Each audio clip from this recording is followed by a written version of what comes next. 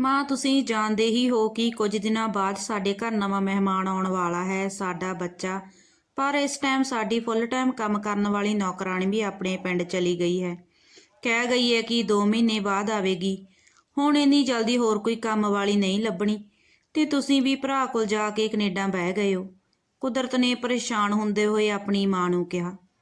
ਤਾਂ ਮਾਂ ਬੋਲੀ, ਤਾਂ ਇਸ ਵਿੱਚ ਪਰੇਸ਼ਾਨ ਹੋਣ ਵਾਲੀ ਕਿਹੜੀ ਗੱਲ ਹੈ? ਕੋਈ ਨਵੀਂ ਨੌਕਰਾਣੀ ਲੱਭਣ ਦੀ ਜ਼ਰੂਰਤ ਨਹੀਂ ਤੈਨੂੰ। ਤੇਰੀ ਸੱਸ ਹੈ ਨਾ, ਉਹ ਕਿਸ ਦਿਨ ਕੰਮ ਆਵੇਗੀ। ਚੰਗੀ ਭਲੀ ਤਾਂ ਹੈ ਮੇਰੀ ਕੁੜਮਣੀ। ਤੂੰ ਵੀ ਤਾਂ ਉਹਨਾਂ ਨੂੰ ਦਾਦੀ ਬਣਾਉਣ ਜਾ ਰਹੀ ਏ। ਇੰਨਾ ਤਾਂ ਕਰ ਹੀ ਸਕਦੀ ਹੈ ਨਾ ਤੇਰੇ ਲਈ ਉਹ। ਜਦੋਂ ਤੱਕ ਤੈਨੂੰ ਜ਼ਰੂਰਤ ਹੈ ਉਦੋਂ ਤੱਕ ਤੂੰ ਕੰਮ ਕਰਵਾ ਲੈ, ਫਿਰ ਉਹਨਾਂ ਨੂੰ ਭੇਜ ਦੇਈਂ ਆਪਣੇ ਘਰ। ਆਪਣੀ ਮਾਂ ਦੀਆਂ ਗੱਲਾਂ ਸੁਣ ਕੇ ਕੁਦਰਤ ਦੀਆਂ ਅੱਖਾਂ ਵਿੱਚ ਚਮਕ ਆ ਗਈ। ਮਾਂ, ਇਹ ਤਾਂ ਬਹੁਤ ਵਧੀਆ ਆਈਡੀਆ ਦਿੱਤਾ ਤੁਸੀਂ। ਸ਼ਾਮ ਨੂੰ ਜਦੋਂ ਕੁਦਰਤ ਦਾ ਘਰ ਵਾਲਾ ਆਇਆ ਤਾਂ ਕੁਦਰਤ ਭੋਲੀ ਜਿਹੀ ਬਣ ਕੇ ਉਸ ਨੂੰ ਚਾਹ ਦੇਣ ਲੱਗੀ। ਅਰੇ ਕੁਦਰਤ, ਕੀ ਹੋਇਆ? ਇੰਨੀ ਉਦਾਸ ਕਿਉਂ ਏ?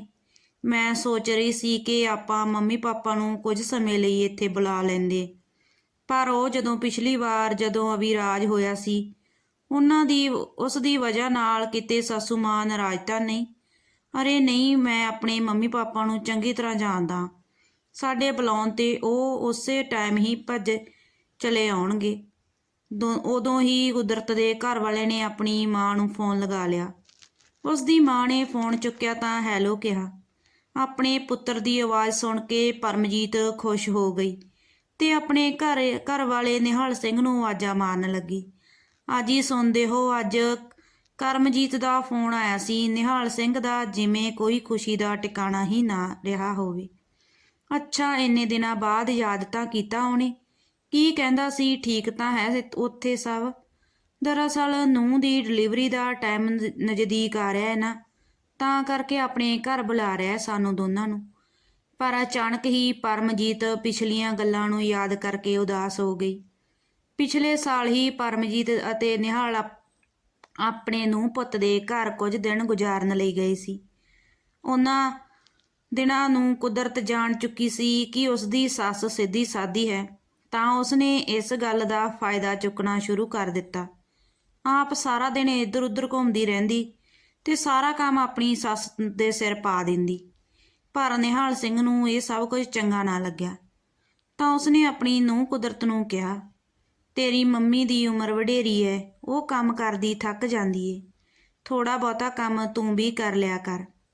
ਇੰਨਾ ਕਹਿਣ ਦੀ ਦੇਰ ਸੀ ਤਾਂ ਕੁਦਰਤ ਨੇ ਹੰਗਾਮਾ ਖੜਾ ਕਰ ਦਿੱਤਾ ਅਤੇ ਆਪਣੇ ਸਹੁਰੇ ਨੂੰ ਬਹੁਤ ਖਰੀਆਂ ਖੋਟੀਆਂ ਸੁਣਾਈਆਂ। ਪਰ ਪਰਮਜੀਤ ਤੇ ਨਿਹਾਲ ਸਿੰਘ ਚੁੱਪਚਾਪ ਖੜੇ ਸਹਿਣ ਕਰਦੇ ਰਹੇ ਅਤੇ ਕਰਮਜੀਤ ਵੀ ਆਪਣੀ ਪਤਨੀ ਦੇ ਸਾਹਮਣੇ ਵੀ ਕੁਝ ਨਾ ਬੋਲ ਸਕਿਆ। ਨਿਹਾਲ ਸਿੰਘ ਤੇ ਪਰਮਜੀਤ ਆਪਣੇ ਘਰ ਵਾਪਸ ਆ ਗਏ ਸੀ। ਪਰਮਜੀਤ ਪਿਛਲੀਆਂ ਗੱਲਾਂ ਵਿੱਚ ਗੁੰਮ ਸੀ। ਇੰਨੇ ਵਿੱਚ ਨਿਹਾਲ ਸਿੰਘ ਬੋਲਿਆ, ਅਰੇ ਪਰਮਜੀਤ, ਕਿੰਨਾ ਗੱਲਾਂ ਵਿੱਚ ਖੋ ਗਈ ਏ ਤੂੰ?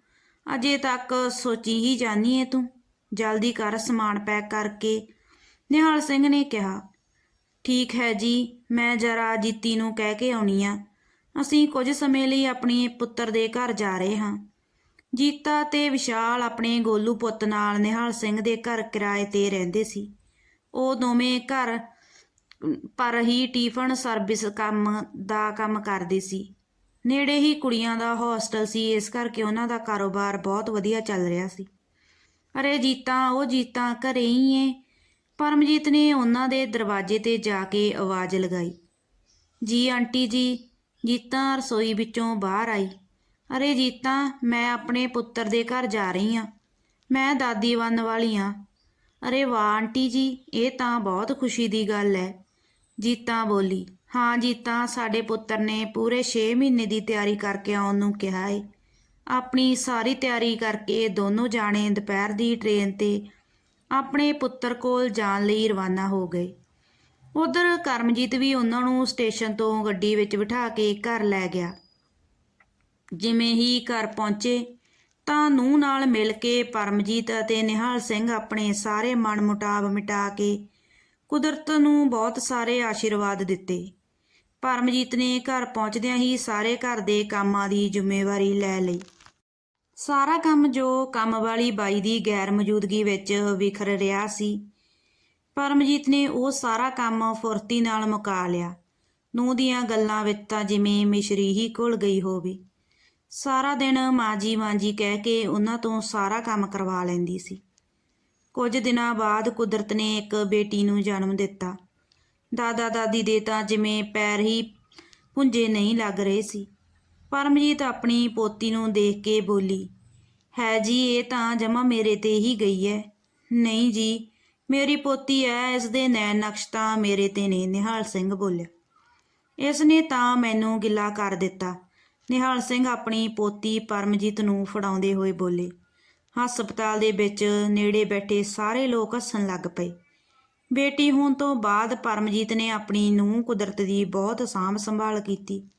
ਬੱਚੀ ਦਾ ਖਿਆਲ ਰੱਖਣਾ, ਰਸੋਈ ਦਾ ਕੰਮ ਕਰਨਾ ਅਤੇ ਘਰ ਦਾ ਸਾਰਾ ਕੰਮ ਕਰਨਾ ਅਤੇ ਨੂੰਹ ਲਈ ਅਲੱਗ ਤੋਂ ਖਾਣਾ ਪਕਾਉਣਾ। ਪਰਮਜੀਤ ਦੀ ਉਮਰ ਵੀ ਕਾਫੀ ਹੋ ਚੁੱਕੀ ਸੀ, ਫਿਰ ਵੀ ਨੂੰਹ ਨੂੰ ਕੋਈ ਤਕਲੀਫ ਨਾ ਹੋਵੇ, ਇਹ ਸੋਚ ਕੇ ਸਾਰਾ ਦਿਨ ਆਪਣੀ ਨੂੰਹ ਅਤੇ ਪੋਤੀ ਦੀ ਸੇਵਾ ਵਿੱਚ ਹਾਜ਼ਰ ਰਹਿੰਦੀ। ਪਰਮਜੀਤ ਤੇ ਗੋਡਿਆਂ ਵਿੱਚ ਬਹੁਤ ਦਰਦ ਰਹਿੰਦਾ ਏ। ਇਸ ਦੇ ਬਾਵਜੂਦ ਵੀ ਸਾਰਾ ਕੰਮ ਬੜੀ ਕੁਸ਼ਲਤਾ ਦੇ ਨਾਲ ਕਰ ਰਹੀ ਸੀ। ਦੇਖਦੇ ਹੀ ਦੇਖਦੇ 2 ਮਹੀਨੇ ਬੀਤ ਗਏ। ਪੋਤੀ ਦੇ ਲਾਡ ਦੁਲਾਰ ਵਿੱਚ ਪਰਮਜੀਤ ਅਤੇ ਨਿਹਾਲ ਸਿੰਘ ਦਾ ਸਮਾਂ ਕਿਵੇਂ ਬੀਤਦਾ ਪਤਾ ਹੀ ਨਾ ਚੱਲਦਾ। ਹੌਲੀ ਹੌਲੀ ਬੱਚੀ ਨੂੰ ਵੀ ਆਪਣੇ ਦਾਦਾ ਦਾਦੀ ਦੇ ਹੱਥਾਂ ਦੀ ਪਹਿਚਾਣ ਹੋ ਗਈ। ਇਹ ਗੱਲ ਕੁਦਰਤ ਤੋਂ ਬਰਦਾਸ਼ਤ ਨਾ ਹੋਈ। ਕੁਝ ਦਿਨਾਂ ਬਾਅਦ ਕੁਦਰਤ ਦੇ ਕੰਮ ਵਾਲੀ ਆਪਣੇ ਪਿੰਡ ਤੋਂ ਵਾਪਸ ਆ ਗਈ। ਪਰਮਜੀਤ ਦੇ ਮਨਾ ਕਰਨ ਦੇ ਬਾਵਜੂਦ ਵੀ ਕੁਦਰਤ ਨੇ ਕਿਹਾ ਕਿ ਮੰਮੀ ਜੀ ਵੀ ਥੱਕ ਜਾਂਦੇ ਨੇ ਸਾਰਾ ਦਿਨ ਕੰਮ ਕਰਕੇ, ਤੂੰ ਹੁਣ ਕੰਮ ਤੇ ਆ ਜਾਇਆ ਕਰ। ਇੱਕ ਦਿਨ ਪਰਮਜੀਤ ਕੁੜੀ ਨੂੰ ਬੋਤਲ ਨਾਲ ਦੁੱਧ ਪਿਲਾ ਰਹੀ ਸੀ ਤਾਂ ਉਸ ਨੂੰ ਉੱਥੋਂ ਅੱਥੂ ਆ ਗਿਆ। ਬੱਚੀ ਨੇ ਉਲਟੀ ਕਰ ਦਿੱਤੀ। ਬਸ ਫੇਰ ਕੀ ਸੀ, ਜਿਵੇਂ ਕੁਦਰਤ ਨੂੰ ਬਹਾਨਾ ਮਿਲ ਗਿਆ ਹੋਵੇ ਆਪਣੀ ਸੱਸ ਦੇ ਤੇ ਬਰਸਣ ਦਾ। ਦੋਵਾਂ ਜਾਣਿਆਂ ਨੇ ਬੱਚੀ ਦੀ ਜ਼ਿੰਮੇਵਾਰੀ ਕੰਮ ਵਾਲੀ ਬਾਈ ਨੂੰ ਦੇ ਦਿੱਤੀ। ਪਰਮਜੀਤ ਮੋਹ ਆਪਣੀ ਪੋਤਰੀ ਨਾਲ ਬਹੁਤ ਜ਼ਿਆਦਾ ਸੀ। ਕਦੀ ਕਦੀ ਉਹ ਉਹਨਾਂ ਤੋਂ ਚੋਰੀ ਵੀ ਆਪਣੀ ਪੋਤਰੀ ਨੂੰ ਚੁੱਕ ਲੈਂਦੀ। ਇੱਕ ਦਿਨ ਜਦੋਂ ਨੂੰਹ ਤੇ ਪੁੱਤਰ ਕਿਸੇ ਕੰਮ ਲਈ ਬਾਹਰ ਗਏ ਤਾਂ ਬੱਚੀ ਨੂੰ ਕੰਮ ਵਾਲੀ ਦੇ ਕੋਲ ਦੇ ਕੇ ਚਲੇ ਗਏ। ਬੱਚੀ ਇੰਨਾ ਜ਼ਿਆਦਾ ਰੋ ਰਹੀ ਸੀ ਕਿ ਕੰਮ ਵਾਲੀ ਬਾਈ ਬਹੁਤ ਕੋਸ਼ਿਸ਼ ਕਰਦੀ, ਪਰ ਬੱਚੀ ਚੁੱਪ ਨਾ ਹੋਈ। ਪਰਮਜੀਤ ਦੇ ਵੀ ਦਿਲ ਨੂੰ ਕੁਝ ਹੋ ਰਿਹਾ ਸੀ ਆਪਣੀ ਪੋਤਰੀ ਨੂੰ ਰੋਂਦੇ ਹੋਏ ਵੇਖ। ਪਰਮਜੀਤ ਨੇ ਜਾ ਕੇ ਬੱਚੀ ਕੰਮ ਵਾਲੀ ਬਾਈ ਦੇ ਹੱਥੋਂ ਖੋਹ ਲਈ ਤੇ ਉਸ ਨਾਲ ਲਾਡ ਦੁਲਾਰ ਕਰਨ ਲੱਗੀ ਤਾਂ ਬੱਚੀ ਉਸ ਨੂੰ ਦੇਖ ਕੇ ਥੋੜਾ ਜਿਹਾ ਮੁਸਕਰਾਈ। ਜਦੋਂ ਪਰਮਜੀਤ ਦੇ ਨੂੰਹ ਪੁੱਤਰ ਘਰ ਆਏ ਤਾਂ ਕੰਮ ਵਾਲੀ ਬਾਈ ਨੇ ਉਹਨਾਂ ਦੇ ਕੰਨ ਭਰ ਦਿੱਤੇ ਕਿ ਜਦੋਂ ਮੇਰੀ ਜ਼ਰੂਰਤ ਹੀ ਨਹੀਂ ਸੀ ਤਾਂ ਤੁਸੀਂ ਮੈਨੂੰ ਕੰਮ ਤੇ ਰੱਖਿਆ ਹੀ ਕਿਉਂ? ਮੈਂ ਬੱਚੀ ਨੂੰ ਖਿਡਾ ਰਹੀ ਸੀ, ਤੁਹਾਡੇ ਸੱਸ ਸਹੁਰੇ ਨੇ ਬੱਚੀ ਮੇਰੇ ਹੱਥੋਂ ਖੋਹ ਲਈ। ਦੋਨੇ ਪਤੀ ਪਤਨੀ ਹੀ ਪਰਮਜੀਤ ਉੱਤੇ ਹੀ ਵਰਸ ਗਏ ਤੇ ਆਪਣੀ ਨੌਕਰਾਣੀ ਨੂੰ ਮਨਾਉਣ ਲੱਗੇ। ਪਰਮਜੀਤ ਕਮਰੇ ਵਿੱਚ ਚਲੀ ਗਈ ਤਾਂ ਉੱਥੇ ਜਾ ਕੇ ਉੱਚੀ ਉੱਚੀ ਰੋਣ ਲੱਗ ਪਈ। ਉਸ ਦੇ ਦਿਲ ਵਿੱਚ ਖਿਆਲ ਆਉਣ ਲੱਗੇ ਕਿ ਨੂੰਹ ਤਾਂ ਪਰਾਈ ਘਰ ਤੋਂ ਆਈ ਹੈ, ਪਰ ਪੁੱਤਰ ਤਾਂ ਆਪਣਾ ਹੀ ਸੀ। ਹੁਣ ਤਾਂ ਸ਼ਰਮ ਆਉਂਦੀ ਹੈ ਮੈਨੂੰ ਉਸ ਨੂੰ ਆਪਣਾ ਪੁੱਤਰ ਕਹਿੰਦੇ ਹੋਏ, ਪਰ ਪੋਤਰੀ ਦੇ ਮੋਹ ਕਰਕੇ ਇੱਥੇ ਰਹਿਣਾ ਪੈਂਦਾ ਸੀ। ਅਸੀਂ ਇਹ ਘਰ ਵੀ ਨਹੀਂ ਛੱਡ ਸਕਦੇ ਸਾਂ। ਇੱਕ ਦਿਨੋਂ ਦੀਆਂ ਸਹੇਲੀਆਂ ਆਈਆਂ ਤੇ ਪਰਮਜੀਤ ਸਾਰਾ ਕੰਮ ਕਰ ਰਹੀ ਸੀ। ਸਹੇਲੀਆਂ ਕਹਿਣ ਲੱਗੀਆਂ ਕਿ ਕੁਦਰਤ, ਤੈਨੂੰ ਇਸ ਤਰ੍ਹਾਂ ਦੀ ਨੌਕਰਾਣੀ ਕਿੱਥੋਂ ਮਿਲ ਗਈ? ਇਹੋ ਜਿਹੀ ਨੌਕਰਾਣੀ, ਇਸ ਦਾ ਹੱਥ ਤਾਂ ਕੰਮ ਕਰਨ ਵਿੱਚ ਬਹੁਤ ਸਾਫ਼ ਹੈ। ਨੂੰ ਅੱਗੋਂ ਕੁਝ ਨਾ ਬੋਲੀ ਤੇ ਹੱਸਣ ਲੱਗ ਪਈ। ਫਿਰ ਪਰਮਜੀਤ ਰਸੋਈ ਵਿੱਚੋਂ ਆਈ ਤੇ ਉਹਨਾਂ ਦੇ ਬਰਾਬਰ ਤੇ ਸੋਫੇ ਤੇ ਬੈਠ ਗਈ ਤਾਂ ਕਹਿਣ ਲੱਗੀ, ਪੁੱਤਰ ਜੀ, ਮੈਂ ਤੁਹਾਡੀ ਸਹੇਲੀ ਦੀ ਨੌਕਰਾਣੀ ਨਹੀਂ ਸੱਸ ਹਾਂ। ਤਾਂ ਸਾਰੀਆਂ ਸਹੇਲੀਆਂ ਚੌਂਕ ਗਈਆਂ ਅਤੇ ਕੁਦਰਤ ਨੂੰ ਨਾ ਤਾਂ ਪਾਉਣ ਲੱਗੀਆਂ। ਜਦੋਂ ਉਸ ਦੀਆਂ ਸਹੇਲੀਆਂ ਚਲੀ ਗਈਆਂ ਤਾਂ ਕੁਦਰਤ ਨੇ ਕਾਫੀ ਸਾਰਾ ਹੰਗਾਮਾ ਖੜਾ ਕਰ ਦਿੱਤਾ ਤੇ ਪੁੱਤਰ ਵੀ ਮਾਂ ਦੀ ਸਾਈਡ ਲੈਣ ਦੀ ਬਜਾਏ ਆਪਣੀ ਘਰਵਾਲੀ ਦੀ ਸਾਈਡ ਲੈ ਰਿਹਾ ਸੀ ਤੇ ਕਹਿ ਰਿਹਾ ਸੀ, ਫਿਰ ਕੀ ਹੋਇਆ ਮਾਂ, ਤੈਨੂੰ ਕੀ ਲੋੜ ਸੀ? ਆਹ ਇੱਕ ਨਿੱਕੀ ਜਿਹੀ ਗੱਲ ਦਾ ਤੁਸੀਂ ਕਿੱਡਾ ਵੱਡਾ ਇਸ਼ੂ ਬਣਾ ਲਿਆ। ਫਿਰ ਨਿਹਾਲ ਸਿੰਘ ਤੋਂ ਬਰਦਾਸ਼ਤ ਨਾ ਹੋਇਆ ਤੇ ਉਸ ਨੂੰ ਬਹੁਤ ਕ੍ਰੋਧ ਆਇਆ। ਉਸਨੇ ਆਪਣੇ ਪੁੱਤਰ ਨੂੰ ਕਿਹਾ, ਵਾਹ ਬਈ ਵਾਹ, ਵਾਹ ਪੁੱਤਰ ਜੀ, ਤੇਰੀ ਮਾਂ ਨੂੰ ਨੌਕਰਾਣੀ ਬਣਾ ਦਿੱਤਾ ਗਿਆ ਤੇ ਤੇਰੇ ਲਈ ਇਹ ਇੱਕ ਨਿੱਕੀ ਜਿਹੀ ਗੱਲ ਹੈ। ਮਾਫ਼ ਕਰਿਓ ਪੁੱਤਰ ਜੀ, ਹੁਣ ਤੱਕ ਸਭ ਕੁਝ ਚੁੱਪਚਾਪ ਸਹਿਣ ਕਰ ਰਹੇ ਸਾਂ, ਪਰ ਹੁਣ ਇਹ ਗੱਲ ਸਭ ਕੁਝ ਸਹਿਣ ਨਹੀਂ ਹੁੰਦਾ। ਜੇਕਰ ਹੁਣ ਅਸੀਂ ਇੱਕ ਪਲ ਵੀ ਇਸ ਘਰ ਵਿੱਚ ਰੁਕੇ ਤਾਂ ਇਸ ਨਾਲ ਮੇਰੀ ਪਤਨੀ ਦਾ ਅਪਮਾਨ ਹੋਵੇਗਾ। ਕਹਿੰਦੇ ਹੋਏ ਆਪਣੀ ਪਤਨੀ ਨਾਲ ਸਮਾਨ ਪੈਕ ਕਰਾਉਣ ਲੱਗਾ, ਇਹ ਸੋਚ ਕੇ ਕਿ ਬੱਚੀ ਦਾ ਮੂੰਹ ਉਹਨਾਂ ਨੂੰ ਰੋਕ ਨਾ ਲਵੇ। ਉਸ ਨੂੰ ਦੂਰ ਤੋਂ ਹੀ ਦੇਖ ਕੇ ਚੁੱਪਚਾਪ ਘਰੋਂ ਚਲੇ ਗਏ।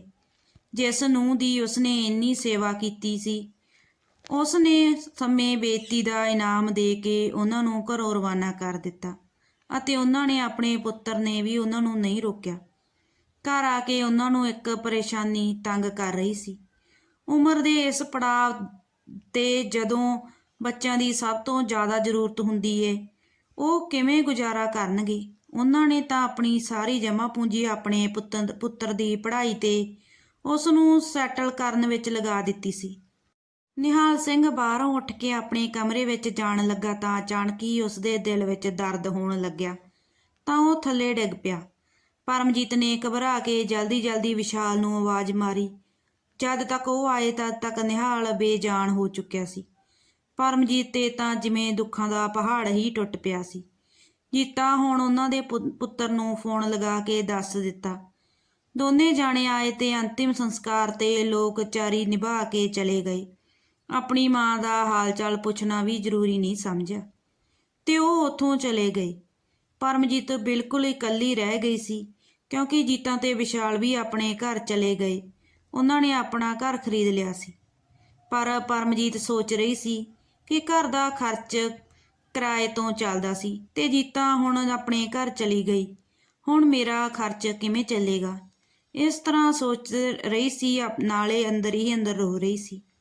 ਨੇੜੇ ਹੋਸਟਲ ਤੋਂ 5-7 ਕੁੜੀਆਂ ਆਈਆਂ ਤੇ ਪਰਮਜੀਤ ਨੂੰ ਕਹਿਣ ਲੱਗੀਆਂ, ਆਂਟੀ ਜੀ ਤੁਸੀਂ ਸਾਡਾ ਟਿਫਨ ਬਣਾ ਲਿਆ ਕਰੋ, ਤੁਹਾਡੇ ਹੱਥ ਦਾ ਖਾਣਾ ਬਹੁਤ ਸਵਾਦ ਹੁੰਦਾ ਏ। ਪਰ ਪਰਮਜੀਤ ਇਕੱਲੀ ਇੰਨਾ ਬੋਝ ਨਹੀਂ ਸੀ ਚੁੱਕ ਸਕਦੀ। ਉਸਨੇ ਜੀਤਾ ਤੋਂ ਮਦਦ ਮੰਗੀ। 2-4 ਦਿਨ ਤਾਂ ਜੀਤਾ ਉਸ ਨਾਲ ਕੰਮ ਕਰਾਉਂਦੀ ਰਹੀ ਤੇ ਉਸਦਾ ਕੰਮ ਕਾਫੀ ਚੱਲ ਗਿਆ। ਫਿਰ ਉਸਨੇ 2 ਕੁੜੀਆਂ ਰੱਖ ਲਈਆਂ। ਉਸਦਾ ਮਕਾਨ ਜਿਹੜਾ ਖਾਲੀ ਸੀ ਉੱਥੇ ਵੀ ਉਸਨੂੰ ਕਾਲਜ ਦੀਆਂ ਕੁੜੀਆਂ ਰਹਿਣ ਲੱਗ ਪਈਆਂ। ਉਹਨਾਂ ਨੇ ਇੱਕ ਦਿਨ ਉਸ ਦੀ ਵੀਡੀਓ ਬਣਾ ਕੇ ਸੋਸ਼ਲ ਮੀਡੀਆ ਤੇ ਪਾ ਦਿੱਤੀ ਤੇ ਵੀਡੀਓ ਅੱਗ ਦੀ ਤਰ੍ਹਾਂ ਵਾਇਰਲ ਹੋ ਗਈ। ਪਰਮਜੀਤ ਦਾ ਕੰਮ ਬਹੁਤ ਜ਼ਿਆਦਾ ਚੱਲ ਪਿਆ ਸੀ। ਉਹ ਵੀਡੀਓ ਨੂੰ ਦੇਖ ਕੇ ਉਸਦੇ ਘਰ ਮੂਹਰੇ ਲਾਈਨਾਂ ਹੀ ਲੱਗੀਆਂ ਰਹਿੰਦੀਆਂ ਸੀ ਟਿਫਨ ਵਾਲਿਆਂ ਦੀਆਂ। ਇੱਕ ਦਿਨ ਉਹ ਵੀਡੀਓ ਉਸਦੀ ਨੂੰਹ ਨੇ ਦੇਖ ਲਈ।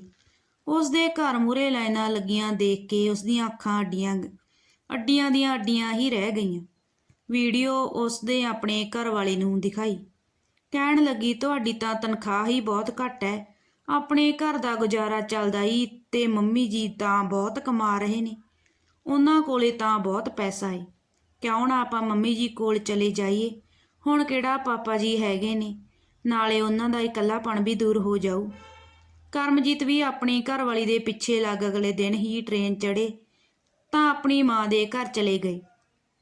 ਉੱਥੇ ਜਾ ਕੇ ਦੇਖਦੇ ਨੇ ਕਿ ਇੰਟਰਵਿਊ ਵਾਲੇ ਆਏ ਹੋਏ ਨੇ।